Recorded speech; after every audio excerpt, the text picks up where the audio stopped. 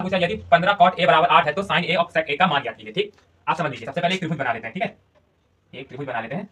ठीक, A B C. ठीक है, अब आपको पता है ये है हमारा आधार, आधार इंग्लिश में बोले तो बेस। ठीक है, ये है हमारा लंब। ठीक, और ये है हमारा कर्ण। अब आपने देख दिया, आप पूछ रहा है cot a, तो 15 cot a, cot a बराबर क्या होगा? 8/15 होगा। ठीक है, अब 8/15, अब cot का मान हम सबको याद है, cot थीटा का मान क्या होता है? tan का अगर आपको याद हो तो tan थीटा का मान आपका था लंब बटे आधार। ठीक, अब यहाँ पर होगा आधार बटे लंब, तो यहाँ लिखेंगे आधार बटे लंब। ठीक, आधार बटे लंब, यानी अब आधार क्या है? ए बी, तो ए बी अपॉन क्या है? लंब है, यानी बी सी। इसके बाद क्या होगा? अब यहाँ पे क्योंकि हमें पता करना है साइन ए का मान और सेक ए का मान, तो हमें सबसे पहले त्रिभुज को समझना पड़ेगा। मान लीजिए ए बी हमारा 8 दिया हुआ है। ठीक है, और लंब हमारा यानी हमारा बी सी दिया गया 15। ठीक है, तो अब 8 ये है, 15 ये है। ठीक है, 8 ये है, 15 ये, लेकिन कर्ण के बारे में पता नहीं है, तो हमें सबसे पहले इसको फाइंड करना पड़ेगा, इसके बारे में पता करना पड़ेगा। तो इसके बारे में सबसे पहले पता करते हैं। जब तक हमें ये नहीं पता चलेगा कि साइन ए और सेक ए का मान नहीं पता पाएंगे, तो सबसे पहले पता करने के लिए लगाएंगे पाइथागोरस का परिमेय। ठीक है, पाइथागोरस का परिमेय क्या कहता है? एबीसी पाइथागोरस परिमेय,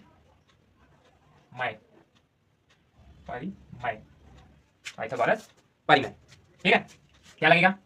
ए सी स्क्वायर बराबर A B square plus B C square. ठीक है, अब बताइए ए सी निकालना है हमेशा कितना? ए सी, तो ए सी स्क्वायर बराबर ए बी हमारा कितना दिया गया है? ए बी हमारा दिया गया है 8, 8 को स्क्वायर लिख दीजिए, प्लस लगा दीजिए। ठीक है, बी सी कितना दिया गया? बी सी दिया गया 15, 15 को लिख दीजिए, स्क्वायर लगा दीजिए। ठीक है, अब फिर लिखेंगे ए सी बराबर, ठीक है, 8 का होता है 8 8 64, और 15 का स्क्वायर क्या होता है? 15 का स्क्वायर क्या होता है? 15 का स्क्वायर होता है 225। ठीक, अब 225 और 64 को हम लोग ऐड करेंगे तो हमारे पास आंसर क्या आएगा?